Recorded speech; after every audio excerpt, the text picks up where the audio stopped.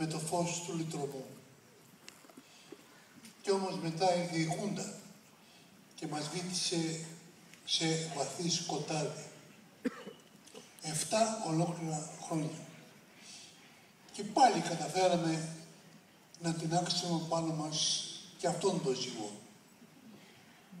Κατορθώσαμε για πρώτη φορά στην ιστορία μας να ζήσουμε σε καθεστώς δημοκρατίας.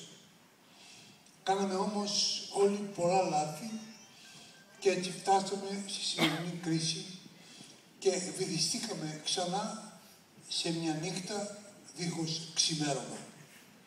Κι όμως, εμάς που είχαμε την τύχη να ζήσουμε την φωτεινή εποπία των Λαμπράκηδων, η σημερινή επέτειος του θανάτου του Γρηγόρη Λαμπράκη μας γεμίζει με ένα εσωτερικό φως ελπίδας.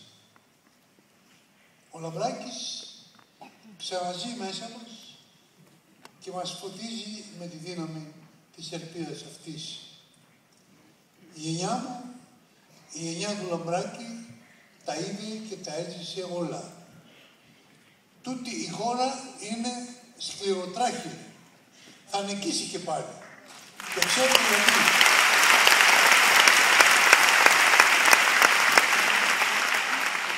Θα νικήσει και πάλι. Και ξέρετε γιατί.